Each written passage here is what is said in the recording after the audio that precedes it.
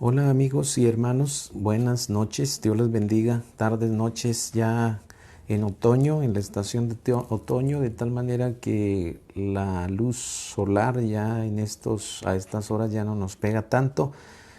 Sean ustedes bienvenidos a este estudio de la primera carta de Juan. La semana pasada, por conmemorarse nuestras fiestas de independencia, no tuvimos por allí lo que es el estudio. Pero hoy retomamos lo que hemos venido compartiendo con cada uno de ustedes y nos adentramos a lo que es el capítulo número 3 de esta primera carta de Juan.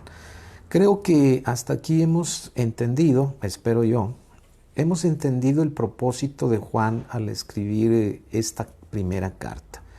Y hemos dicho que en el tiempo de Juan, a finales del primer siglo, se vivía una situación de enseñanza, una situación doctrinal entre los cristianos que de pronto atentaba contra los principios propios de la sana doctrina y que esto conllevaba en ese momento el hecho de que muchos cristianos estaban siendo ahora sí que engañados por una falsa doctrina, una herejía que tenía que ver con el hecho de no aceptar la divinidad de Jesucristo y con ello el sacrificio propio de nuestro Cristo a favor de nosotros en la salvación que Él consumó en la cruz del Calvario.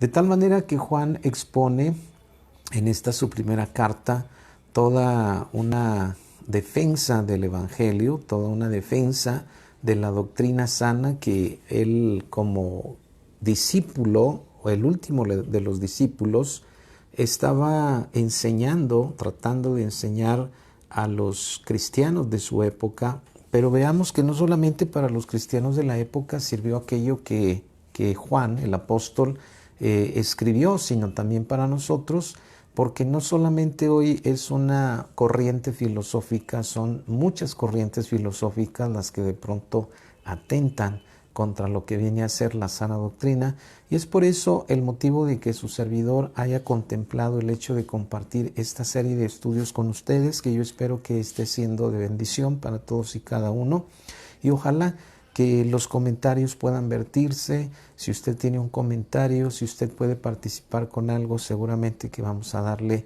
esa oportunidad para también poder expresarse. Yo quiero invitarle a hacer una oración y luego adentrarnos a lo que es realmente ya el estudio ahí en el capítulo 3, en esta primera carta de Juan. Vamos a orar.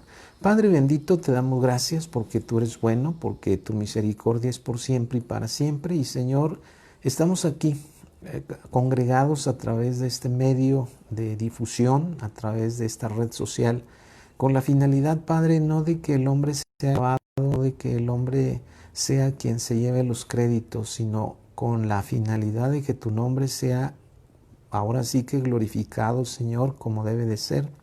Y Padre, sobre todas las cosas también junto con ello, que podamos ser enseñados por tu Espíritu Santo. Permite que sea tu Espíritu bendito el que nos guíe a toda verdad, el que en un momento dado nos permita, Señor, conocer aquellas cosas que tú has dejado en tu palabra como un testimonio fiel de lo que es la enseñanza pura acerca de ti. Y Padre, que nos permitas conocer a través de este Espíritu bendito esa verdad. Ayúdanos, Señor, y gracias por los hermanos que se están conectando, por los que se conectarán luego. Tú bendíceles, abre su mente, abre su corazón. Y Padre, te ruego que me tomes en tus manos. Y Padre bendito, que de mí no salga nada que no esté de acuerdo con tu sana doctrina. Padre, te damos gracias en el nombre de Jesús. Amén. Bien, hermanos, pues por allí saludamos a nuestro hermano Jaime Mesa, que siempre nos está por ahí acompañando. Dios te bendiga, mi hermano. Dios bendiga a toda la iglesia Bautista Maranata y a todos los que, sin ser parte de nuestra iglesia, también nos siguen en las transmisiones. Dios les bendiga, de verdad es una bendición para mí saludarlos. Y bueno, el Evangelio, en la primera carta de Juan capítulo 3, me fui con la cuestión del Evangelio, pero no, es primera carta de Juan capítulo 3, versículo del 1 en adelante, dice: mirad cuál amor nos ha dado el Padre para que seamos llamados hijos de Dios. Por esto el mundo no nos conoce, porque no le conoció a Él. Amados, ahora somos hijos de Dios y aún no se ha manifestado lo que hemos de ser, pero sabemos que cuando Él se manifieste seremos semejantes a Él porque le veremos tal como Él es. Y todo aquel que tiene esta esperanza en Él se purifica a sí mismo, así como Él es puro. Todo aquel que comete pecado infringe también la ley, pues el pecado es infracción de la ley. Y sabéis que Él apareció para quitar nuestros pecados y no hay pecado en Él. El versículo 6 y 7, o los versículos 6 y 7 dicen así: todo aquel que permanece en Él no peca, todo aquel que peca no le ha visto ni le ha conocido. Hijitos, nadie os engañe, el que hace justicia es justo como Él es justo. De tal manera que ahí vamos a dejar la lectura. Y son los versículos en los que vamos a estar meditando en esta tarde. Primeramente, Juan empieza su capítulo 3, si pudiéramos decirlo de esta manera. Acuérdense que es una carta y que los capítulos, tanto como los versículos, fueron meramente el hecho de trabajo posterior a lo que Juan escribió para que nosotros pudiéramos tener una división de capítulos y versículos, pero en los originales se lee como si fuese exactamente una carta, sin distinción alguna entre versículos y capítulos. Pero para nosotros, en cuestión del estudio y que se nos facilite más, vean ustedes que allí en el primer versículo del capítulo 3, Juan irrumpe de una manera muy hermosa en el hecho de decir: mirad cuál amor nos ha dado al Padre. Y algunos por ahí y hablan y dicen que es un interrogativo, es una forma interrogativa, pero de alguna de otra manera que quiere llamar la atención, que conlleva sorpresa, que conlleva admiración, que conlleva el hecho de decir: pero ¿cómo puede ser posible esto? ¿Sí? Nosotros tenemos algunas alusiones a esto cuando, por ejemplo, allá en el Evangelio según San Mateo, en el capítulo 8, versículo 27, se lee y dice: y los hombres se maravillaron diciendo: ¿qué hombre es este que aún los vientos y el mar le obedecen? Es decir, la misma forma, vamos a llamarlo de esta manera, la misma forma de escribir o la misma forma gramatical, pudiéramos decirlo de esta manera, que está ya en el capítulo 8, versículo 27 de lo que es Mateo, está siendo usada aquí por Juan en lo que es el versículo número 1. Es decir, causa sorpresa, causa impacto, causa admiración. Aquellos estaban maravillados y entonces decían en su momento: bueno, pero ¿quién es este que aún los vientos de la mar le obedecen? Es decir, la persona de Jesucristo causaba sensación, la persona de Jesucristo causaba una admiración tal que Juan retoma todo lo que vivió seguramente al lado del Maestro y dice así: mirad cuál amor nos ha dado el Padre para que seamos llamados hijos de Dios. Ahora bien, en nuestra versión Reina Valera 60 no tenemos aquí una expresión que viene en las traducciones, por ejemplo en la versión moderna, donde todavía se dice: y lo somos, es decir, para que seamos llamados hijos de Dios. Y luego dice: y lo somos, como reafirmando lo que Juan está diciendo.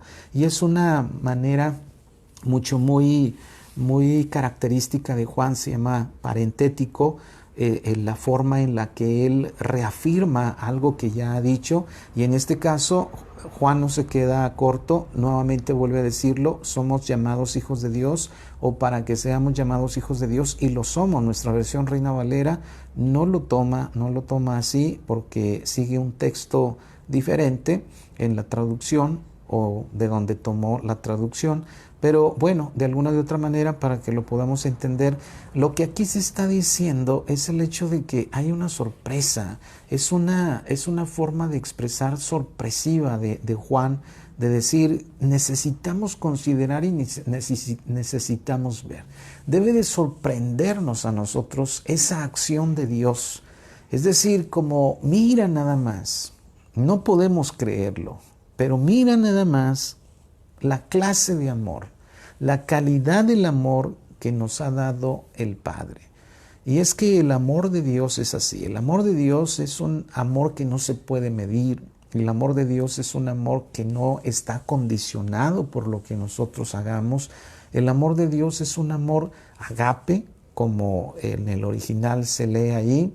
Es un amor desinteresado hasta cierto punto, porque Dios sí tiene un interés en nosotros, pero es un amor desinteresado en el sentido de que no nos ama porque nosotros tengamos algo que pareciera ser importante o digno de considerarse de parte de Dios para con nosotros. El amor de Dios es así, tan sencillo pero tan grande.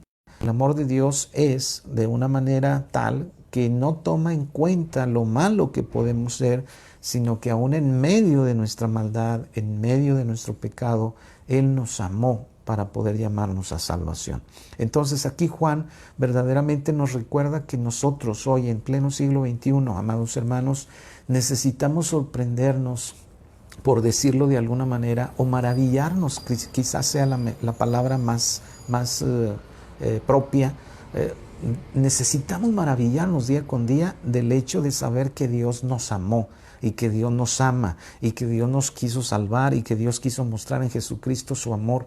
Sí necesitamos eso. Perdemos la capacidad de admiración, perdemos la capacidad de poder admirar estas cosas de parte de Dios porque vivimos en un día a día en el cual simple y sencillamente creemos que debemos de ser objeto de todo el amor de Dios, hagamos lo que hagamos, y no consideramos el hecho de que aún en nuestros delitos y pecados, cuando estábamos sumidos en delitos y pecados o muertos en ellos, también lo dice así Pablo, el Señor Jesucristo o Dios mismo nos amó y nos mostró ese amor de una manera en la que nadie, ningún hombre absolutamente pudiera mostrarlo.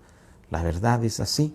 Usted y yo estamos sorprendidos porque no podemos entender, no podemos comprender a cabalidad lo que hizo Dios por nosotros enviando a su Hijo Jesucristo, el cual no tenía culpa alguna, el cual era inocente, el cual es justo, y no así todavía fue a la cruz del Calvario y murió por mí y murió por usted para perdón de nuestros pecados. Esto es algo que debe de sorprendernos, hermanos, es algo que nos debe de causar admiración, pero por supuesto también mucha gratitud para con nuestro Dios. No solamente es cuestión de admirarnos y decir, qué padre, ¿no?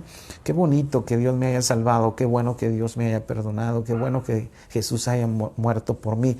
No, la cosa aquí es de que Juan nos está invitando a considerar la calidad del amor de Dios, lo cual debe de maravillarnos, y como respuesta nosotros debemos de amar cada vez más y más a nuestro Dios. Entonces, eso es lo que nos está hablando hoy el versículo 1, y como lo dije de manera parentética en los manuscritos diferentes al Textus Receptus, dice que lo somos. La versión moderna así lo dice, somos hijos de Dios, lo somos.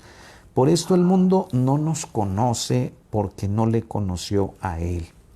Ya hemos hablado acerca de la cuestión aquí de conocer, y el conocimiento aquí, yo quiero sí recalcar una cosa, el conocimiento hacia Jesús, Juan lo está poniendo en este sentido, no solamente en el sentido teológico, de conocer algo acerca de Jesús, de saber algo acerca de su vida, de saber algo acerca de su trayectoria, de su enseñanza, sino aquí lo que está haciendo el apóstol es el hecho de decir que el mundo no ha tenido una experiencia con Jesús como lo ha tenido cada uno de nosotros como cristianos, cada uno de los hombres y mujeres que han llegado a conocer a Jesús. Los que en el tiempo de Juan vivían, tanto como los anteriores a ese momento, conocieron o vivían juntamente esa experiencia con nosotros de conocer a Jesús. Si bien es cierto, nosotros no lo conocimos de manera personal, física, lo conocemos en la experiencia que Él nos ha transmitido de su amor, de su sacrificio vicario, de esa grandeza de amor por cada uno de nosotros. Y entonces se refiere más que nada a esto. Como cristianos, de pronto nos sorprendemos porque el mundo no puede entender muchas cosas acerca de Jesucristo, acerca de Dios mismo. Pero debemos de entender esto, nosotros tenemos una relación, una experiencia de vida con Jesús, una experiencia de vida con Dios mediante Jesucristo, y entonces no se nos dificulta entender algunas cosas o entender muchas cosas que el mundo no puede entender porque está privado de esa experiencia.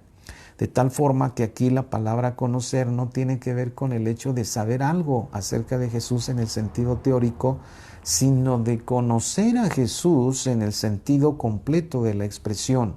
Es decir, de dejar vivir, de dejarnos vivir con Él o de permitirle a Él vivir con nosotros. Tal como los discípulos abandonaban su casa e iban a vivir a la casa del Maestro, así nosotros hemos sido invitados a seguir a Jesús y a tener una experiencia de vida con Él.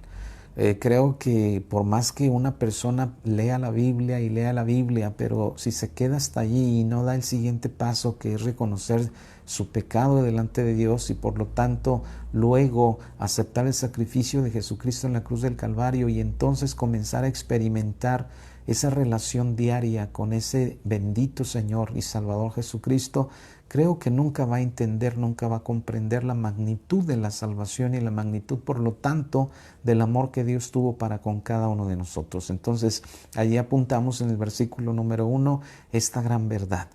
Debemos de maravillarnos del amor que Dios tiene para con cada uno de nosotros y el hecho también de reconocer que somos hijos de Dios. Y el mundo no tiene esa experiencia ni de ser hijo de Dios, por lo tanto, una experiencia relativa, una experiencia de relación con lo que es nuestro Dios y Señor. Ahora bien, en el versículo 2 hay algo interesante porque dice, amados, ahora somos hijos de Dios. Y esa expresión me lleva a la reflexión siguiente. Ahora somos hijos de Dios. Muchos cristianos vemos esa relación con Dios en el sentido muy de un futuro remoto, de un futuro a lo lejos, pero la verdad de las cosas es que aquí se está hablando y se está diciendo que nosotros ahora somos hijos de Dios. Espero que lo podamos entender. No estamos esperando la revelación escatológica o de los últimos días, no estamos esperando la venida del Hijo del Hombre para poder entrar en esta categoría de hijos de Dios. Desde el momento en que nosotros reconocimos nuestro pecado y buscamos la relación con Dios o Dios llamándonos para entrar en esa relación, desde ese punto de vista, nosotros somos ya hijos de Dios. La gente se sorprende cuando de pronto se habla acerca de esto. Pero no es que nosotros queramos apropiarnos a Dios. No estamos diciendo eso. Pero sí estamos diciendo que el único medio para poder establecer una relación de hijos para con Dios es Jesucristo y que es a través de ese medio por el cual somos aceptos en el amado, somos adoptados por el Señor, por nuestro Dios, y por lo tanto a partir de ahí podemos partir de esa relación que establece Dios con nosotros como sus hijos. Entonces, aquí no estamos esperando la consumación de los tiempos para poder entrar en esa categoría. Aquí ya somos hijos de Dios desde el momento en el que entregamos nuestra vida a nuestro Cristo. Entonces ahí dice eso y dice, y aún no se ha manifestado lo que hemos de ser. Recuerden ustedes que en los tiempos de Juan, pues había cierta forma de persecución. De hecho, el apóstol muere, estaba escribiendo y estaba, de alguna de otra manera, cuando escribe Apocalipsis, estaba desterrado en la isla de Patmos. Juan muere de una manera trágica, vamos a llamarlo de esa manera. No en un accidente, sino premeditadamente asesinado el apóstol Juan. Y cada uno de los apóstoles había vivido esto y tal vez la gente se preguntaba, pero ¿por qué si Dios es tan poderoso permite que sus hijos, que son príncipes, que son ahora sí que un real sacerdocio, muera de tal forma? ¿Por qué la persecución? ¿Por qué el sufrimiento con el cristiano? Pero Juan está diciendo, no se nos olvide que desde ahora, desde ya somos hijos de Dios. Que no se nos olvide eso, no va a ser en un futuro lejano, pero aún no se ha manifestado lo que hemos de ser.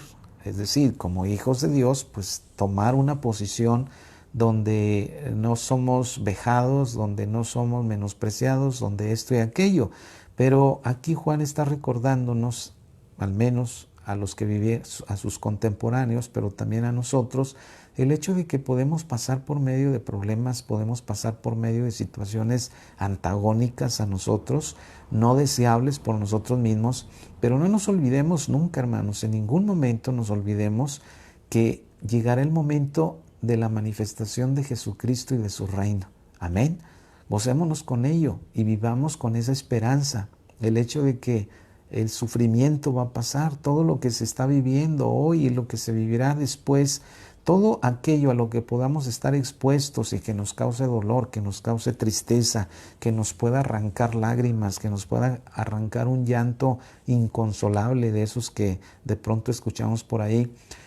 Recuerden, todo eso va a pasar, somos peregrinos aquí y como hijos tendremos que tomar ese lugar de bendición que nuestro Dios nos ha prometido.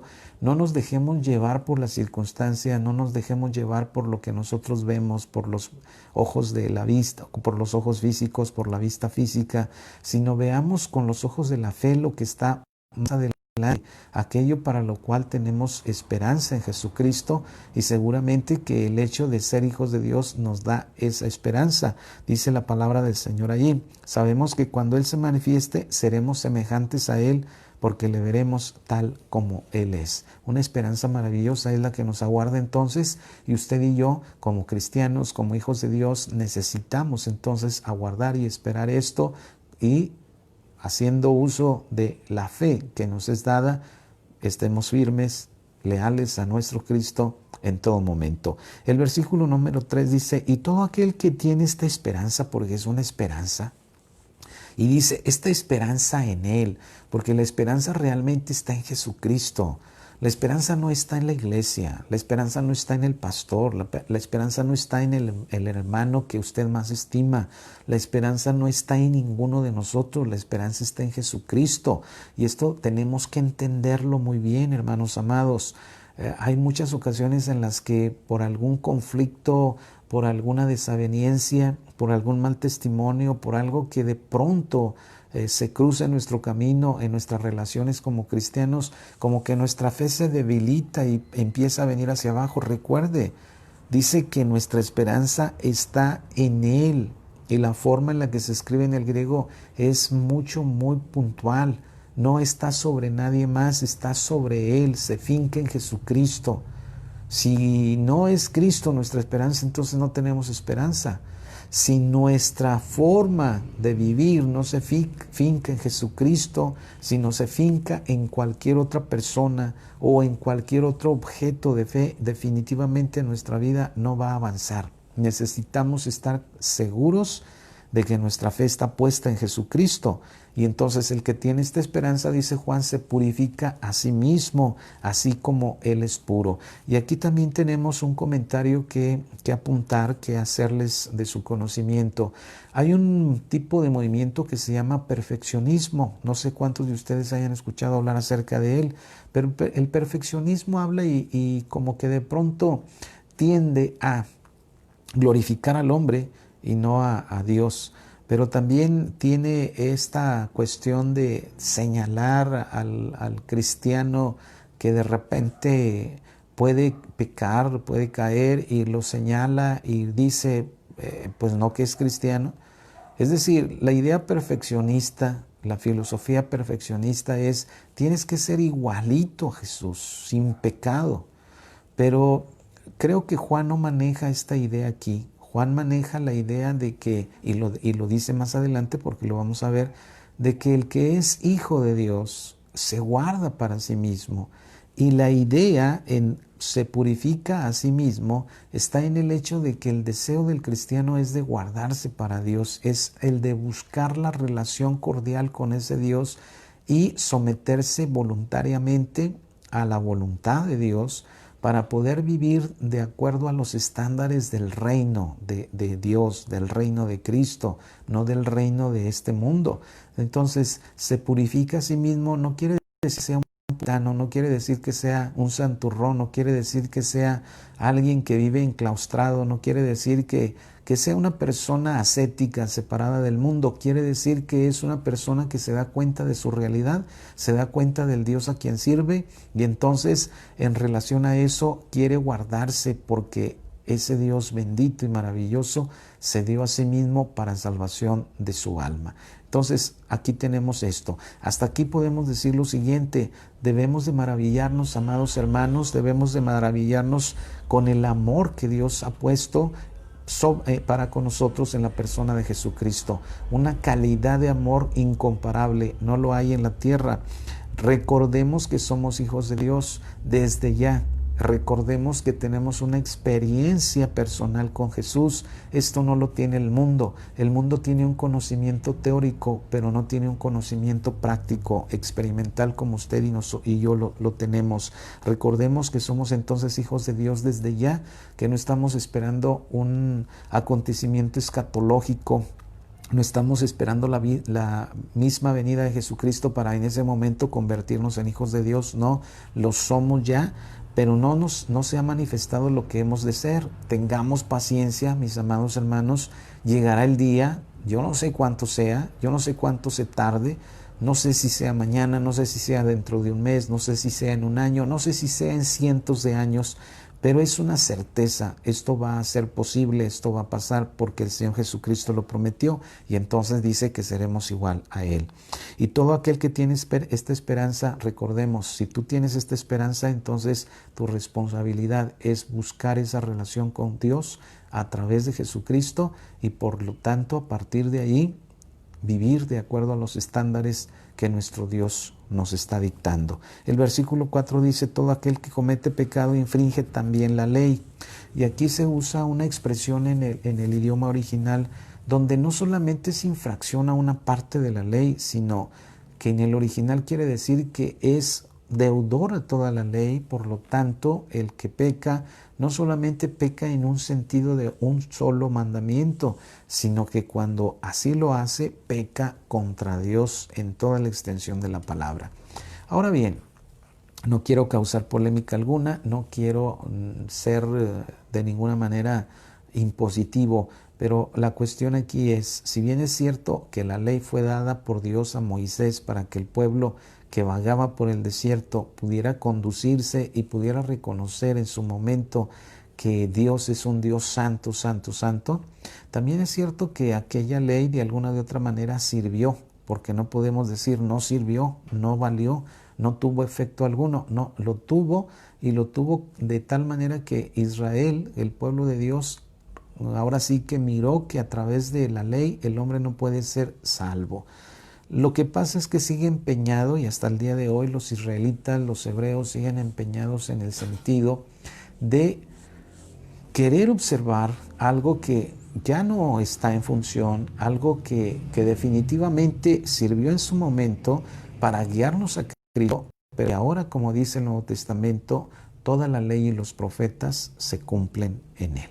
Entonces, aquí es muy importante señalar esto. El que comete pecado infringe la ley moral de Dios. Ya no exactamente la ley del Sinaí, ya no la ley mosaica, sino ahora la ley moral de Dios. Y no en el sentido de, es que nada más pequé en este aspecto, bueno, pues no soy tan pecador como aquel que peca en 2, 3 aspectos. No, recordemos que es un atentado, que es ir en contra de la ley moral de Dios. Entonces dice ahí, todo aquel que comete pecado infringe también la ley, pues el pecado es infracción de la ley. Y creo que esto ya lo hemos visto anteriormente.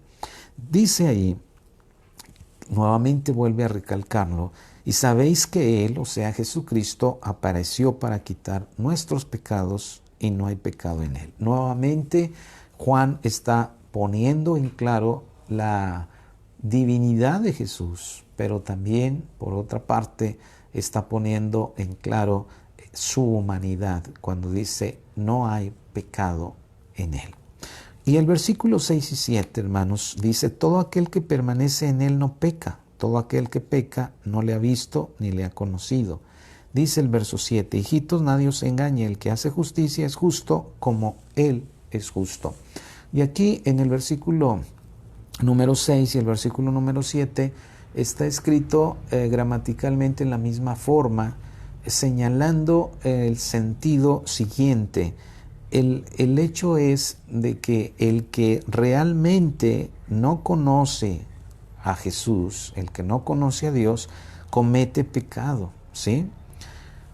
Ahora, el versículo 6 dice, todo aquel que permanece en él no peca. Fíjese usted, versículo 6, todo aquel que permanece en él no peca, pero todo aquel que peca no le ha visto ni le ha conocido. Así que tenemos aquí el hecho de poder en su momento, distinguir sin hacer un juicio, porque de pronto hay algunos que dicen, no, es que no nos corresponde juzgar, es que no debes de juzgar esto o aquello. No, no juzgamos, simple y sencillamente vemos evidencias. Y las evidencias son el hecho de que alguien conoce a Jesucristo y cree en Él, simple y sencillamente dice, no peca. Pero el que peca entonces no le conoce. Así de sencillo. Y esa es la forma en la que Juan está diciendo, es fácil reconocer al que es hijo de Dios y al que no lo es. Ahora, regresando un poquito al hecho de ser hijos de Dios, hay dos términos que pudiéramos pensar que son iguales, pero no lo son. Paterno y paternidad o paternal. Paterno se refiere al hecho de quien engendra, ¿verdad? Cuando nos dicen, ¿cuál es su apellido paterno? Decimos el apellido de nuestro papá, porque de alguna de otra manera estamos reconociendo con ello que somos hijos de él, en el sentido meramente, vamos a decirlo así, de origen. Pero la paternalidad o la paternidad es otra cosa, en el sentido de que una persona puede ser padre biológico, pero hasta allí, no tener relación con el hijo. Y esto se ejemplifica muy bien en el hecho de que todas las personas o las personas dicen, es que todos somos hijos de Dios. Bueno, todos somos creación de Dios, porque venimos de una misma fuente, de un mismo origen, venimos desde Adán. Desde esa perspectiva, todos somos hijos de Dios. Pero cuando hablamos, como ya lo dijimos, de la experiencia con Dios, aquí viene esa parte de la paternalidad, en el sentido de que el que es padre tiene una relación, una experiencia con los hijos. No podemos entender a cabalidad la relación paternal cuando solamente se dice, pues dicen que es mi papá o es mi papá, pero ni le hablo, es mi papá, pero no lo conozco. Cuando tengo algún problema acudo con él. Creo que no es una relación de paternalidad. Pero cuando se establece una relación, una experiencia diaria, donde hay dependencia del hijo para con el padre, donde hay amor del padre para con el hijo y viceversa, estamos hablando de una relación de paternalidad. Ok, algo paternal. Pero cuando no lo hay, entonces el problema radica en el hecho de que nada más se tiene al padre ahí, pero se acude cuando en un momento dado se necesita o X. Esto es lo que sucede con el mundo. Las personas dicen todos somos hijos de Dios, pero la Biblia nos habla y nos dice allá en Juan 1:12 que no es así. Dice, mas a todos los que le recibieron, a los que creen en su nombre y por lo tanto son llamados hijos de Dios, a ellos les da el poder de ser llamados hijos de Dios, es cuando se establece esa relación. Y es cuando el ser humano, es cuando la persona puede hablar de Dios como Padre, porque mantiene una experiencia diaria con Él, porque platica con Él a través de la oración, porque lo conoce a través de su palabra, porque lo proclama delante de la gente como el Padre amante, como el Padre amoroso, como el Padre lleno de gracia, como aquel que provee, como aquel que cuida. Es decir, está enamorado de Dios. Se puede ver en su diario vivir el hecho de querer vivir para ese Dios que es su Padre, de obedecerle, de sujetarse a su voluntad. Y entonces hay una gran diferencia aquí. El mundo tiene a Dios como Padre, pero como un Padre nada más así, que le dio el nombre, vamos a ponerlo de esa manera, pero no tiene relación con Él. ¿Por qué? porque no acude a Él diariamente, porque no lo obedece, porque no lo conoce, porque solamente está ahí para momentos en los cuales se le atraca la carreta y así. Pero hermanos, recordemos, maravillémonos de tener un Padre tan hermoso como nuestro Dios. Maravillémonos de que tenemos de Dios un amor que debemos de sorprendernos, impactarnos y decir, bendito sea el nombre de Dios, porque tenemos en nuestro Señor a un Dios que nos ama de tal forma, de tal manera que no es fácil decirlo, que no es fácil describirlo, pero que ahí está y es innegable. Es el amor de Dios a través de Jesucristo. Así que mi amado hermano, mi amada hermana, amigos que nos acompañan, que nos escuchan en este momento, tal vez lo harán después, reconozcamos lo siguiente. Como hijos de Dios debemos de actuar conforme a las demandas de nuestro Padre, en obediencia voluntaria a nuestro Dios. Y reconocer que aun y cuando el mundo no le conoce, nosotros le conocemos y debemos de tratarlo como tal, como nuestro Padre.